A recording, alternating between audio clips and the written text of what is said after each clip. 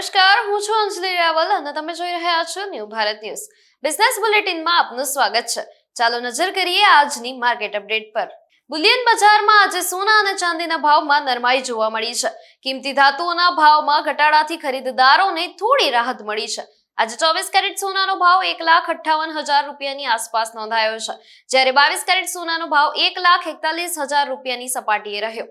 બીજી તરફ ચાંદીના ભાવમાં પણ ઘટાડો નોંધાતા તે 2,55,000 રૂપિયા પ્રતિ કિલોગ્રામની આસપાસ પહોંચી છે।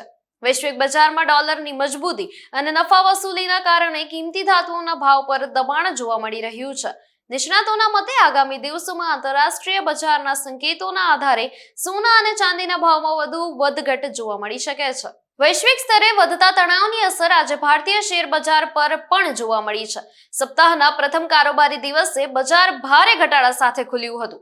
સેન્સેક્સમાં એક સાથે 925 પોઈન્ટનો મોટો કડાકો નોંધાયો હતો, જો કે બાદમાં થોડી રિકવરી જોવા મળી અને સેન્સેક્સ આશરે 800 પોઈન્ટના ઘટાડા સાથે 73,472 ની આસપાસ ટ્રેડ થઈ રહ્યો હતો।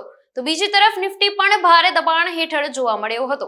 શુક્રવારે 23,336 ના સ્તરે બંધ થયેલો નિફ્ટી આજે લગભગ 296 પોઈન્ટ તૂટીને 23,070 સુધી પહોંચી ગયો હતો।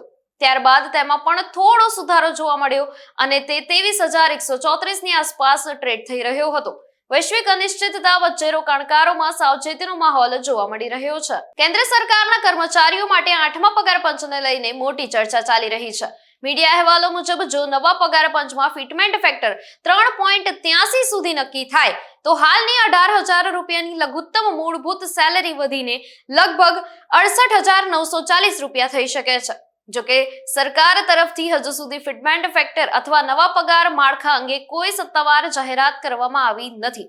કર્મચારીઓ અને પેન્શન ધારકોની નજર હવે 8મા પગાર પંચની ભલામણો અને સરકારના અંતિમ નિર્ણય પર ટકેલી છે।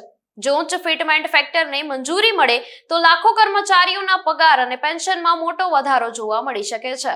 દેશમાં વધતી મોંઘવારી વચ્ચે ઘરેલુ એલપીજી સિલિન્ડરના ભાવને લઈને ચિંતાજનક સંકેતો સામે આવ્યા છે।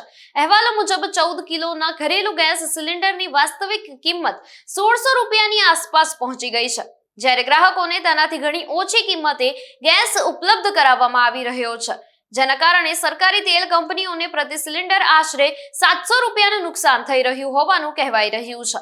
આંતરરાષ્ટ્રીય બજારમાં ક્રૂડ ઓઇલ અને ગેસના વધતા ભાવને કારણે આ સ્થિતિ સર્જાઈ છે। નિષ્ણાતોના મતે જો વૈશ્વિક બજારમાં ભાવમાં વધારો યથાવત રહેશે તો આગામી સમયમાં ઘરેલુ એલપીજી સિલિન્ડરના ભાવમાં પણ વધારો જોવા મળી શકે છે, જેના કારણે સામાન્ય પરિવારના રસોડાના બજેટ પર વધુ ભાર પડવાની આશંકા વ્યક્ત કરવામાં આવી રહી છે। અદાણી ગ્રુપના ચેરમેન ગૌતમ અદાણીએ ફરી એકવાર એશિયાના સૌથી ધનિક વ્યક્તિનો ખિતાબ પોતાના નામે કર્યો છે। તાજેતરમાં અદાણી ગ્રુપની કંપનીઓના શેરોમાં આવેલા જોરદાર ઉછાળાના કારણે તેમની સંપત્તિ વધીને 89.2 અબજ ડોલર સુધી પહોંચી છે। આ સાથે તેમણે રિલાયન્સ ઇન્ડસ્ટ્રીઝના ચેરમેન મુકેશ અંબાણીને પાછળ છોડી દીધા છે।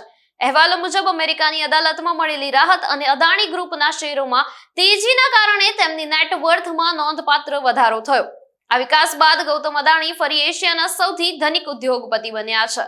આ સાથે જ પૂર્ણ કરીએ આજનું બિઝનેસ બુલેટિન। વધુ બિઝનેસ અપડેટ્સ માટે જોડાયેલા રહો ન્યૂ ભારત ન્યૂઝ સાથે। નમસ્કાર।